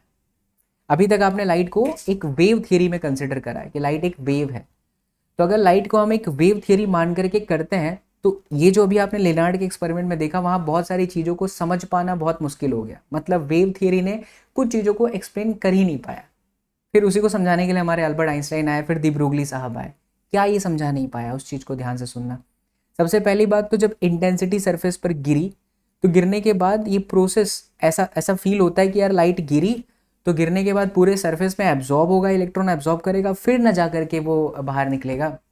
इसका मतलब कुछ समय लगना चाहिए, बट समय तो लगा ही नहीं। मैं यहाँ लिख ही दिया हूँ कि there is no time lag, तो वो टाइम लैग क्यों नहीं है वो समझा ही नहीं पाया। दूसरा, अगर इंटेंसिटी इतना ही मायने रखता है तो इंटेंसिटी गिरते ही ऑफकोर्स बच्चा सबकी फ्रीक्वेंसी पर फर्क पड़ना चाहिए था। हालांकि हमने यहाँ पर पढ़ लिया कि फ्रीक्वेंसी और इंटेंसिटी का कोई रिलेशन नहीं, समझ चुके हैं, लेकिन यही सबसे बड़ा कारण था, फेल्यूर था कि समझा ही नहीं पाया कि इंटेंसिटी गिरा और फ्रीक्वेंसी जो है किसी भी एक लाइट पर गिरते ही निकलनी चाहिए थी इलेक्ट्रॉन्स, लेकिन सारी फ्रीक्वेंसी पर इलेक्ट्रॉन्स बाहर नहीं निकलते, वो थ्रेशोल्ड फ्रीक्वेंसी पे ही बाहर निकलते हैं। तो ये दो बड़े कारण हो गए। एक और बहुत ही अच्छा कारण है, एक और बहुत अच्छा सा कारण है कि भाई इंटेंसिटी के बढ़ने पर क्यों नहीं फ्रीक्वेंसी बढ़ रहा है, राइट। क्योंकि ऐसे सोचा जाए तो इंटेंसिटी तो एनर्जी कॉमन चीज़ें, अब तो हम लोग फिजिक्स पढ़ा रहे हैं इतने सालों से, तो हम आप लोगों को एक्सप्लेन इस तरीके से करते हैं कि वो चीज़ गलत है तो गलत है, लेकिन यही सब कारण है। इसको अगर आप नोट डाउन करना चाहो तो कर सकते हो, एनसीईआरटी के चैप्टर के अंदर dual nature of radiation matter के अंदर आप जाएंगे तो ये ऐसा लिखा रहता है, तो बच्चों को समझ में नहीं आता, तो वो मैंने एक्सप्लेन कर दिया। अब इतना समझने के बाद फिर हमें आगे बढ़ना पड़ता है, और हम जब आगे बढ़ते हैं तो हमारे सामने आ जाते हैं हमारे अल्बर्ट आइंस्टाइन साहब, जो हर हमेशा हर जगह पर किसी न किसी तरीके से कहीं ना कहीं इन्वॉल्व रहते ही हैं। तो अल्बर्ट आइंस्टाइन साहब का क्या ऑब्जर्वेशन था ज़रा देखिए बहुत ध्यान से। तो अल्बर्ट आइंस्टाइन साहब ने कहा कि जैसे मान लीजिए कि ये मेटल है ना, और इस मेटल सरफेस के अंदर पॉजिटिव तो लैटिस पॉइंट होता है जहाँ पर इलेक्ट्रॉन सेट होता है, इलेक्ट्रॉन रैंडम वाइब्रेशन करता है, और इस इलेक्ट्रॉन को बाहर निकलने के लिए हमें एक एनर्जी की ज़रूरत पड़ती है जिसे हम क्या कहते हैं, वर्क फंक्शन कहते हैं। अल्बर्ट आइंस्टाइन साहब ने बड़ी अच्छी बात कही। अल्बर्ट आइंस्टाइन साहब ने कहा कि भैया जो एनर्जी आप गिराओगे सरफेस पे इलेक्ट्रॉन्स को बाहर निकालने के लिए, वो वर्क फंक्शन से ज़्यादा करो। क्या करो, वर्क फंक्शन से, शुक्ला जी ज्यादा मत करो। वे पगला गए, ज़्यादा करना था, ज्यादा करो। हाँ ज़्यादा करो। तो वर्क फंक्शन से ज़्यादा एनर्जी आपको गिरानी चाहिए किसी भी सरफेस से इलेक्ट्रॉन को बाहर निकालने के लिए। क्यों, उसको समझते हैं। जैसे मान लीजिए कि हमने कहा कि भैया इस इलेक्ट्रॉन को बाहर निकालने के लिए 10 जूल एनर्जी की आवश्यकता है, आपने यहाँ पर 12 जूल जितनी एनर्जी गिरा दी, तो ये इलेक्ट्रॉन अब बाहर आ गए। अब जब ये इलेक्ट्रॉन बाहर आएगा तो मेरा सवाल ये है कि क्या ये सिर्फ बाहर आएगा या चलेगा भी? शुक्ला जी आपका क्या कहना है? ओ शुक्ला जी, चलेगा भी। क्यों चलेगा? सर क्योंकि एनर्जी आपने एनर्जी ज़्यादा गिराई यस है। सर। करेक्ट। देखो बच्चा, ये जो 12 जूल है आप ऐसा समझो कि ये दो हिस्सों में टूट गया। किसमें? एक तो 10 जूल जितना तो उसको चाहिए था सरफेस से बाहर आने के लिए, और प्लस 2 जूल चलने के लिए। अब आप बात को समझिए, एनर्जी का कभी भी ट्रांसफॉर्मेशन होता है, डिस्ट्रॉय तो होती नहीं है। तो 12 जूल आपने इंसिडेंट एनर्जी गिराई, 10 जूल की ज़रूरत थी और 2 जूल से वो चलने लगा। सोच के देखो कि अगर आपको 10 जूल की ज़रूरत थी और आप 10 ही जूल गिराते तो वो सिर्फ सरफेस पर आता, ऐसे निकलता, चल पाता नहीं। यानी यहाँ से हमें बात क्या समझ पड़ता है कि ये जो 12 जूल है वो इंसिडेंट एनर्जी है। इसे अगर मैं एच एफ कह दूँ, ये मेरा वर्क फंक्शन है फाई नॉट कह दूँ, तो ये जो बची हुई 2 जूल एनर्जी है वो किस में कन्वर्ट हो जाएगी? ऑफ कोर्स काइनेटिक एनर्जी में। वही इलेक्ट्रॉन की मैक्सिमम काइनेटिक एनर्जी है जो आपने वर्क फंक्शन से ज़्यादा दिया। So that is half M we square and then maximum, right. इसी इक्वेशन को आप ऐसा भी लिख सकते हो, half M we square maximum is equal to H F minus में बच्चों फाई नॉट। अच्छा, half M we square max को हम ई वी नॉट भी लिख सकते हैं, हमने पहले ही देख लिया था स्लाइड नंबर, ये देखिए एकदम स्टार्टिंग में ही भाई, half M we square max is equal to E V naught, correct. तो E V naught is equal to H F minus में फाई नॉट। अब यहाँ से कुछ ग्राफिकल प्रेजेंटेशन से हमें कुछ आंसर समझना है, उसको बहुत ध्यान से देखना बच्चा लोग। आइए आपको वहाँ ले चलते हैं। तो ये इक्वेशन और एक आप लोगों का half M we square max is equal to H F minus में फाई नॉट। चलो बच्चा, तो अब हम एक बहुत इंपॉर्टेंट ग्राफ देखते हैं, E V naught is equal to H F minus phi naught and half M we square max is equal to H F minus phi naught के लिए। बहुत सारे क्वेश्चन यहाँ से पूछे गए नीट के, अगर अभी ध्यान से सुन लोगे, समझ लोगे, तो कभी भी ग्राफ के क्वेश्चन गलत नहीं होंगे इस टॉपिक से related. So graph between kinetic energy maximum and frequency. So पहले तो आपको इक्वेशन समझना है। इक्वेशन आपके सामने है, देखिए half M we square max, ये लिखते हैं half M we square maximum is equal to H F minus में फाई नॉट, ठीक है। अगर मैं इस वाले टर्म्स को y कंसिडर करूँ तो ये मेरे लिए क्या हो जाएगा? mx, और ये मेरे लिए काम करेगा c की तरह। अब ये क्या है? y is equal to M x plus C. हम सब जानते हैं कि ये एक रेखा का इक्वेशन है, समीकरण। रेखा अमिताभ बच्चन वाली रेखा नहीं, वो रेखा नहीं, इंग्लिश में रेखा बोलते हैं, लाइन का इक्वेशन होता है, राइट। तो अगर कोई लीनियर ग्राफ होता है तो उसका ये इक्वेशन होता है y is equal to M x plus c, जहाँ पर c इंटरसेक्ट होता है और m स्लोप होता है। हमेशा ध्यान रखें बच्चा कि अगर mx में m पॉजिटिव है तो ग्राफ आपका हमेशा ऊपर की तरफ ही जाएगा। ये बात अपने मेमोरी कार्ड के अंदर स्टोर कर लो। और अगर कहीं पर भी खास करके मैथ्स में प्रॉब्लम आ रहा है तो बेसिक मैथ का मेरा लेक्चर ज़रूर देख लो, that is used in physics. 1 घंटे का बहुत प्यारा सा सेशन है, आप खाली यूट्यूब पे सर्च कर लो, basic mathematics used in physics by SSP sir. तो एम पॉजिटिव है तो ग्राफ इस तरीके से होगा। बट अब यहाँ से होगा कि यहाँ से होगा कि यहाँ से होगा, वही सवाल है। वो डिपेंड करता है सी पे, सी यानी इंटरसेक्ट, ठीक है। अगर यहाँ से जाता तो सी ज़ीरो हो जाता, तब आपके इक्वेशन में ये होता ही नहीं। लेकिन अब यहाँ पर प्लस करके है और ऊपर से ये माइनस है बच्चा लोग। तो अगर माइनस है इसका मतलब है इंटरसेक्ट अगर यहाँ से रहता तो ये प्लस सी होना चाहिए था, और सी आपका ऑलरेडी माइनस फाई नॉट है, तो ये नीचे से जाएगा तभी तो इंटरसेक्ट माइनस आएगा। फिर से समझिए, अगर यहाँ से स्ट्रेट लाइन जाता, पहली बात ऐसा क्यों है? क्योंकि मेरे लिए m पॉजिटिव है। अगर m नेगेटिव होता तो ग्राफ ऐसे नीचे की तरफ जाता, ठीक है। तो m पॉजिटिव है मतलब ऐसा ही होगा, और c यानी इंटरसेक्ट मेरा नेगेटिव है, तो इस लाइन पे नेगेटिव कैसे आएगा? यहाँ से आ सकता है, ये रहा नेगेटिव। अगर यहाँ से जाते तो ये पॉजिटिव हो जाता, राइट। इसीलिए इसका आंसर हो जाएगा कुछ इस तरीके से, करेक्ट। इसको पीछे की तरफ लेकर के आइए, ये यहाँ कहीं पर कट करता है और ये आपका हो गया फाई नॉट, ठीक है बच्चा। तो ये आपका half M we square maximum which is on Y axis, and on x axis we can see that we have frequency or hf, you can say that. हाँ फ्रीक्वेंसी, फ्रीक्वेंसी लिखा है ना, graph between kinetic energy maximum and frequency. तो slope कितना हो गया, slope आपका h हो गया। अच्छा कई बार ऐसे सवाल पूछता है कि दो मेटल्स दिए हैं, ये आपका मेटल A है और दूसरा यहाँ पर इस तरीके से मेटल B है, तो पूछ लेता है बताइए कि किस, इस ग्राफ को देखते हुए किसका वर्क फंक्शन ज़्यादा है। अरे तो क्लियरली पता चल गया भाई, ये देखो इस, ये पीछे कहीं पर यहाँ कहीं पर आएगा, तो ये आपका A का है और ये आपका पूरा फाई B है ना। तो अगर दो मेटल दिए हुए हैं, metal A and metal B, तो इस ग्राफ को देखते हुए पता चल जा रहा है कि इसका जो वर्क फंक्शन है वो कम है लेकिन इसका वर्क फंक्शन ज़्यादा है। सो यहाँ से हमें पता चल गया बच्चा कि phi naught of B is greater than phi naught of A। आप पेपर उठाएंगे तो आपको इस तरीके की क्वेश्चन ज़रूर आपको मिलेंगे। ठीक, चलिए आगे बढ़ते हैं। अब बात करते हैं graph between stopping potential and frequency. So again we need to understand the equation first. So हमारे पास इक्वेशन क्या था, half M we square maximum is equal to H F minus में phi naught, and half M we square maximum किसके बराबर है, ई V not के बराबर है। तो ये आ गया एच एफ माइनस में फाई नॉट। हमें ग्राफ किसके बीच में बोला है बच्चा, stopping potential and frequency, correct. So V naught comes out to be hf upon e minus phi naught upon e. Again this is the linear equation, y is equal to mx plus c. अब अगर आपसे बोले कि यहाँ पर intersect कितना है तो minus phi naught upon E, slope कितना है तो h अपॉन में e which is m। Graph कैसा होगा, स्ट्रेट लाइन ऊपर की तरफ, ये भी हो सकता है लेकिन ये तब होता जब c नहीं होता, c तो है कितना है माइनस, तो ऑफकोर्स अभी भी कैसे जाएगा, नीचे की तरफ से ही जाएगा। तो इसका आंसर हो गया, ये कोई अगर मान लो कि मैंने मेटल A बनाया तो यहाँ कहीं पर टच करेगा और ये जो पर्टिकुलर पॉइंट है वो है फाई नॉट अपॉन में E। इसी तरीके से अगर मैं मेटल B बनाता हूँ तो ये आपका हो गया मेटल B के लिए, and this one is going to be phi naught upon E for B and this is for A, correct.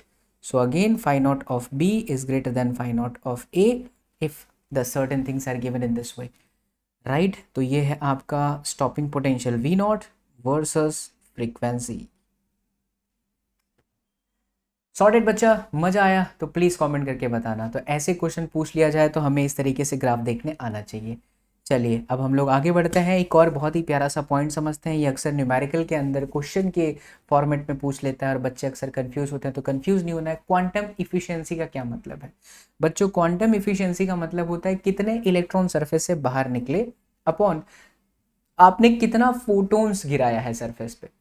जो लाइट आ रही है, रेडिएशन आ रहा है जो सी पर गिरा था कैथोड पर, तो total number of photons incident पर सेकेंड और कितने इलेक्ट्रॉन बाहर निकले, तो एनी क्रॉस मल्टीप्लिकेशन कर दीजिए।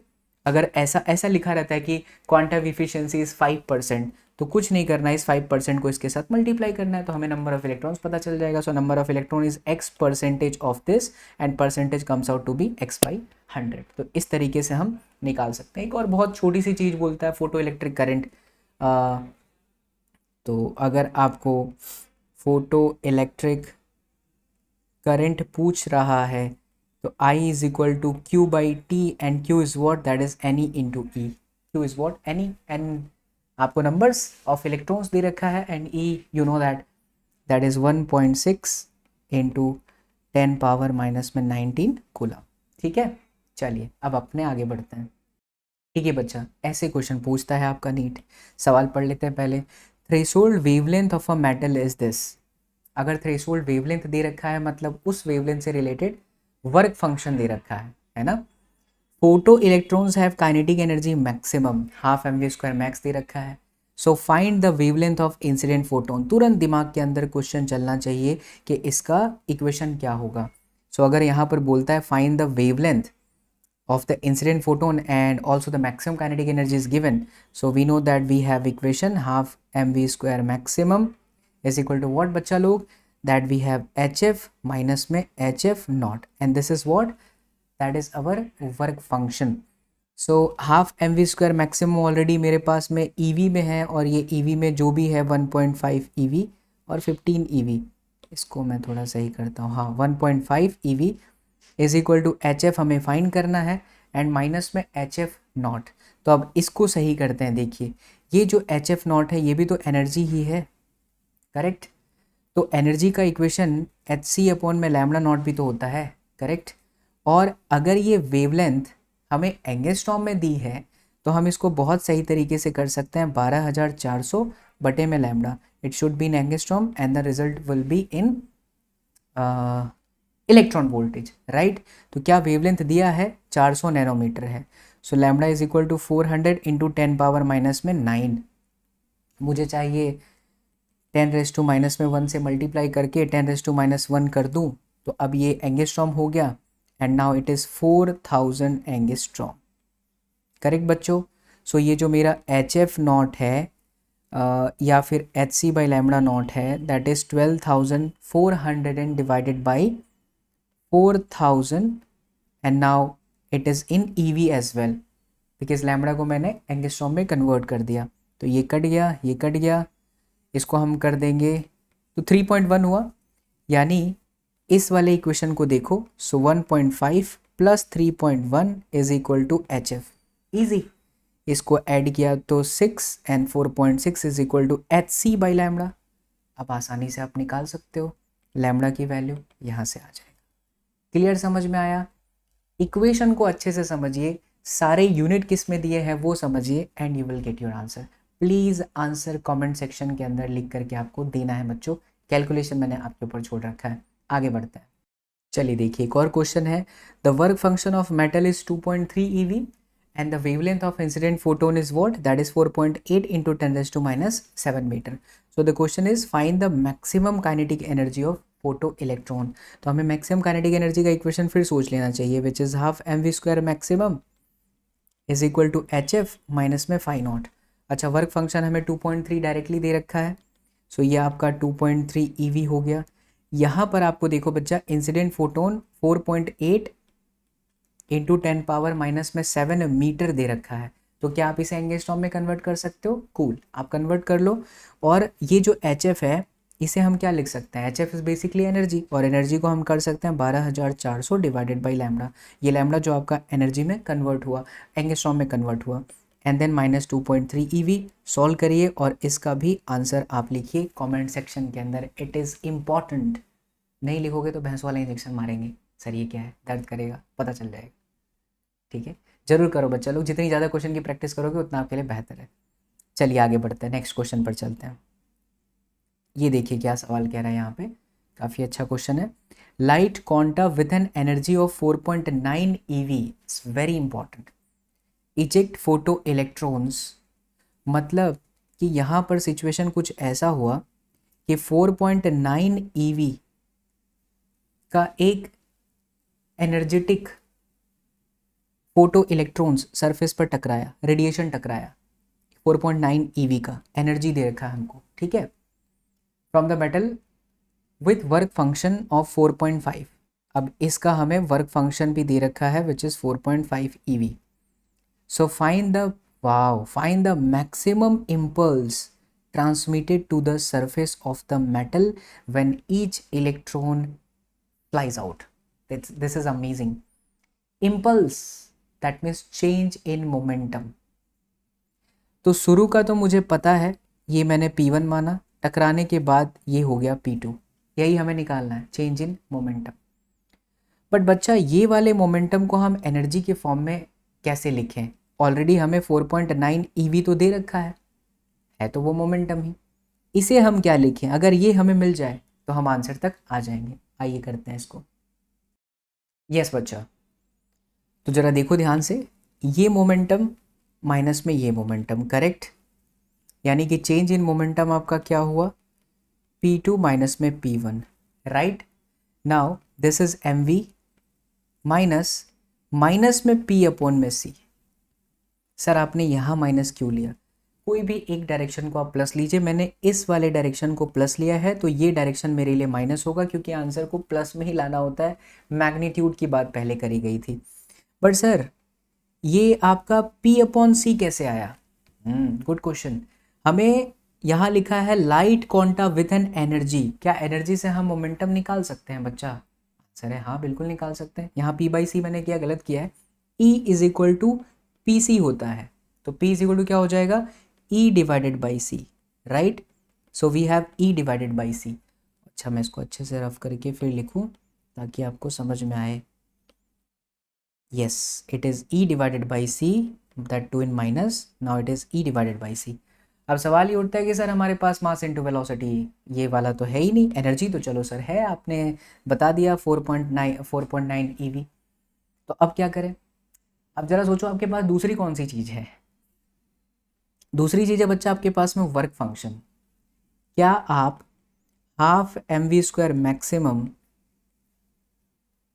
Is equal to EV nought लिख सकते हैं? हाँ बिल्कुल लिख सकते हैं। तो बच्चा अगर मेरे पास ये 4.5 है तो मेरे पास ये हाफ mv² मैक्सिमम से मैं निकाल तो सकता हूँ। कैसे जरा देखना तो, m² v² अपॉन में 2m is equal to energy, मैंने के लिख दिया। अच्छा ये mv क्या हो जाएगा फिर, mv is equal to √2m के, राइट। तो अब आपके पास में ये भी है, यहाँ रख दीजिए and you will get your answer.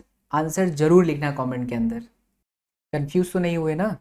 ये जो k है आप इसे मत समझ लीजिएगा 4.5 से, ये तो आप निकाल सकते हैं। कैसे? Half mv² maximum is equal to HF minus में HF nought. Now you have that HF nought 4.5 और वो इंसिडेंट एनर्जी आपके पास 4.9 है, तो k बेसिकली आपके पास में दोनों का डिफरेंस है और वहाँ से √2m के कर दीजिए। Now you will get your answer. Please comment करना बच्चा, भूलना मत।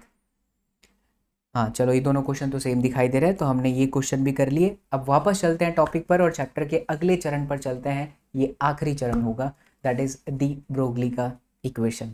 आइए। यस बच्चा, दी ब्रोगली का इक्वेशन। देखिए शुरू में वेव नेचर को कंसिडर करा गया, फिर धीरे धीरे बहुत सारे साइंटिस्ट लोग आए, उन्होंने बोला कि यार लाइट वेव नेचर का नहीं होता, पार्टिकल नेचर होता है। फिर कुछ लोग बोले कि नहीं नहीं नहीं, पार्टिकल नेचर नहीं, वेव नेचर होता है। फिर कुछ बोले कि नहीं नहीं, वेव नहीं, पार्टिकल नेचर होता है। तो particle wave, particle wave, particle wave, एक सेकंड में अप, एक सेकंड में डाउन, पता नहीं क्या क्या ऐसी बहुत सारी चीज़ें चलने लगी। बड़ी लंबी कहानी है, इतिहास में हम लोग नहीं जाते हैं। दी ब्रोगली साहब आए, बड़ी सिंपल सी बात उन्होंने कही कि भैया झगड़ा मत करो, वास्तव में यूनिवर्स में कोई भी जो चीज़ है that is made up of two things, radiation and matter. Chapter का नाम है dual nature of radiation and matter.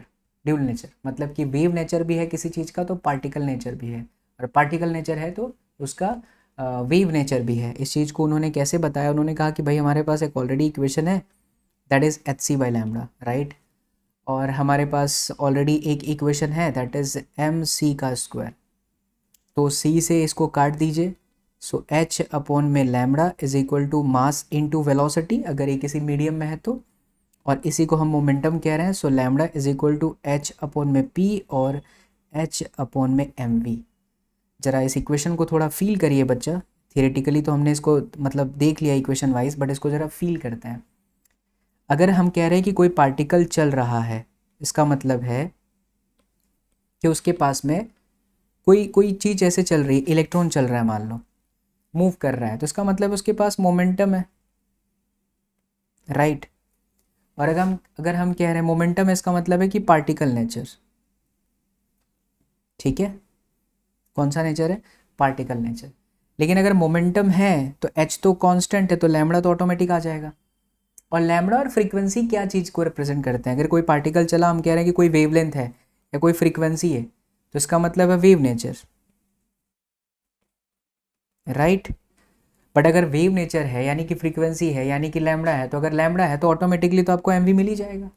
तो क्या हम दोनों को सेपरेट कर सकते हैं? Answer is no.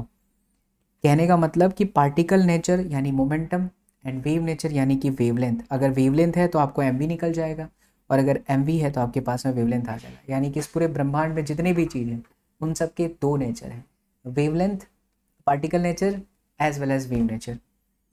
तो अब इसी इक्वेशन को थोड़ा सा और अच्छे तरीके से समझते हैं कि नीट में कहाँ कहाँ कौन कौन से कॉन्सेप्ट पे सवाल बन सकता है। तो दी ब्रोगली का इक्वेशन विथ अनचार्ज्ड पार्टिकल, कोई की पार्टिकल है और वो अनचार्ज्ड है, तो उस सिचुएशन में इक्वेशन क्या बनेगा? तो we have lambda is equal to h upon में mv। क्या हम यहाँ पर mv को एनर्जी के फॉर्म में कन्वर्ट कर सकते हैं? आंसर है बिल्कुल। Kinetic energy which is half mv², m से मल्टीप्लाई करिए, m से डिवाइड करिए, so mv is equal to √2mk, यानी कि h अपॉन √2mk।